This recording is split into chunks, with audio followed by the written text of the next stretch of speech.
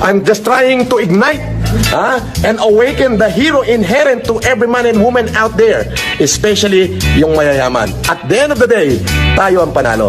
Tayong mga mamamayan, yung maliliit na mamamayan, sila ang panalo dito. And of course, dito lumalabas yung diwa ng pagtutulungan, diwa ng pagmamahalan. Ayan, isang magandang umaga, bago malapad! Dapat yung mga makaingay, para po ang malakas na sigaman at ligawan na, kasi iwas na sinilawin po tayo sa amin ng new age. So, isang magandang malapad!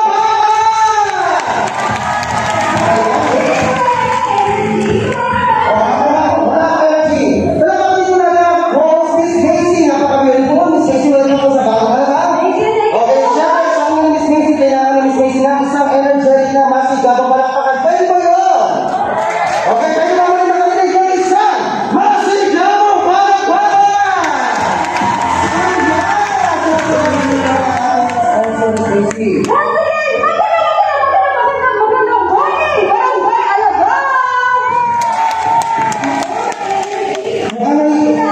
Naiwala sila sa iyong kagandahan na sila natutulala sa iyong Miss Casey. Ayun nga eh.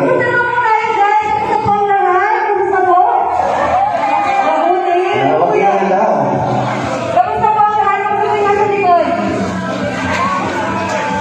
Kaway naman daw po yung mga nasa likod.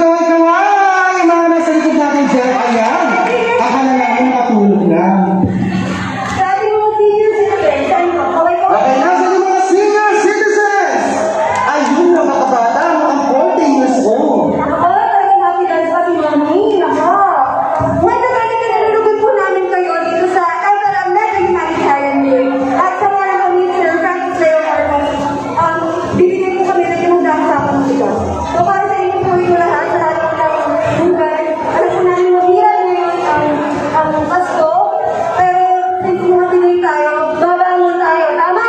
Yes! Pwede ba sabihin ng lahat? Babangon tayo! Pwede po ba yan? Okay, ano ba sa babangon tayo? In 3, 2, 1! Babangon tayo! Alright! Yes, at ang kailangan malakas. So, syempre, ang ating babangon alabang ay halik po sa ating ni Ginoong Francis Leo Marcos at FLM Family Worldwide. Palagpakan po natin sila. At Miss Casey, sino po ba ang ating mga bisita ngayong umaga ito?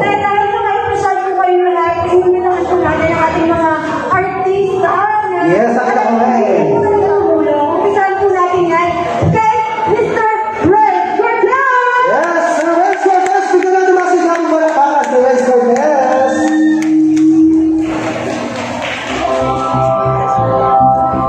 Once again, masigabong malapakan para kay Sir Red Cortez.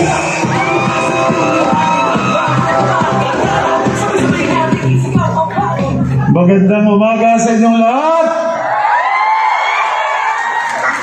Sinimulan natin ang umagang ito sa tamang pamamaraan dahil tayo'y nanawagan sa ating Panginoon para samahan tayo sa umagang ito. Pero bago ituloy ang ating pamimigay ng biyaya ng isang sakong bigas bawat pamilya, ay batiin naman natin ang ating mga katabi sa harapan, sa likuran. Batiin natin, sabihin natin, magandang umaga sa iyo, kapatid. Sige na, batiin natin. Iwasan lang natin ang matalsikan ng ating mga laway.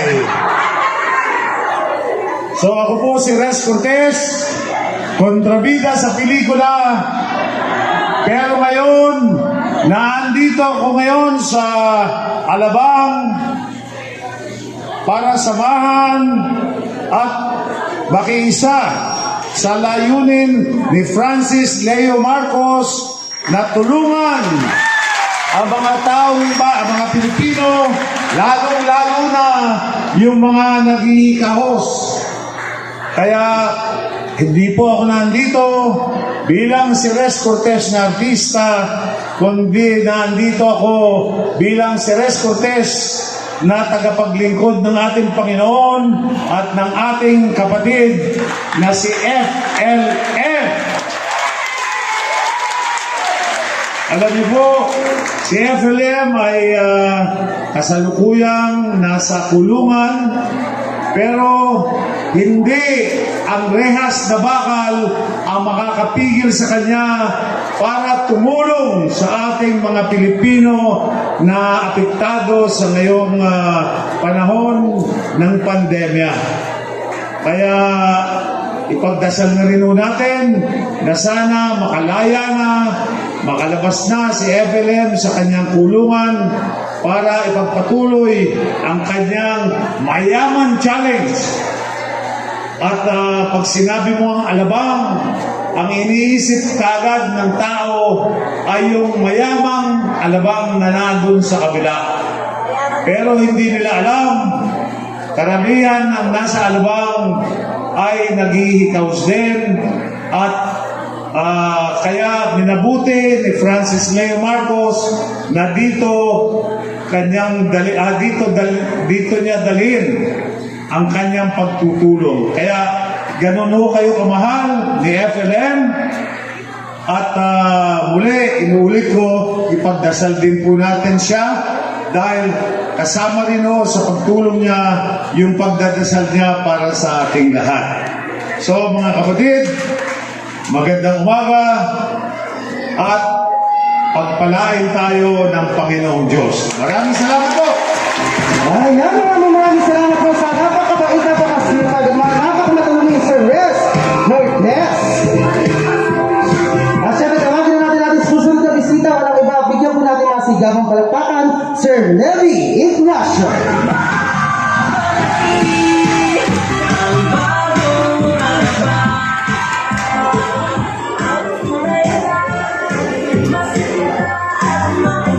Magandang umaga po sa inyo, si Levi Ignacio po to. Katulad po ni Pangulo, kontrabida din po ako. Anyway, nasabi na po lahat ni Mr. Res Cortez ang dapat sabihin. Maging matatag lang po tayo at patuloy nating ipagdalangin na sana po si Francis Marcos ay makalabas na upang may pagpatuloy niya ang pagtulong sa ating mga kapatid. Matatag lang po. At ako'y bumabati sa inyo ng Merry Christmas. Salamat po sa inyo lahat. Maraming salamat po, Sir Levi Ignacio. Siyempre, bago po tayo magtuloy-tuloy, hinihiling lamang po sa lahat na social distancing po. Wala na po tayong salita lang sa Sir Res Cortez. Nagkabilo na kayo, di ba? Ganyan talaga kapag si Katarista nandito sa bagong alabang. So, once again, social distancing po, yung mga kaibigan, mga kapatid, kapamilya, kapuso natin nandiyan, social distancing po tayo. At syempre, bago po natin tawagin ang ating susunod na bigatin na bisita. Syempre, natin ito po para kamustahin kayo. At syempre, bumati sa inyo na maligayang Pasko, walang iba kundi ang ating napakasipag, napakasexy na kapitana ng bagong alabang. Bigyan natin na si Gabong Palakpakan, Kapitana Cindy Lamas.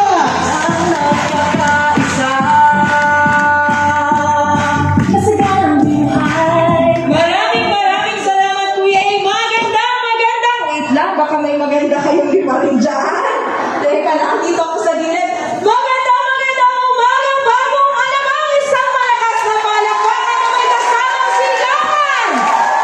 Naku, kulang po yung palakpakan may sigawan. Kapag 5 kilo ang bigas, ganun ang palakpak at sigawan. Pero, nakikita nyo, isang kamang bigas, isang malakas na palakpakan na may kasamang sigawan. Ayan, napakagandang umaga po na magkakasama po tayo at ako po kasama ang buong team FLM, ang ating boss Francis Leo Marcos. Isang hiling lamang po, nakita ng ating Sekyama, napaka-sexy, napakaganda Sekyama. Nakita po ang kahilingan ng Barangay Alabang. Ang pagkakaalam ng lahat ng tao, sabi nga ni Sir Res Cortez, ang alang ay Ayala, Alabang, Gilid. Ang gilid. Tayo po ay nasa Ayala, Alabang, Gilid. No, hindi tayo nasa village. Ang alam nila, pag Alabang, mayayaman. Pero marami sa atin, dito sa ating barangay, ay talagang nasa laylayan. So kami po, in behalf of Bagong Alabang, ang aming lubos na pasasalamat sa ating Sir Francis Leo Marcos na kahit po siya ay nasa kulungan, wala pong tigil at hindi naging hadlang ang pagtulong sa tao. Palakpakan po natin. So sa ating po lahat, ang aming po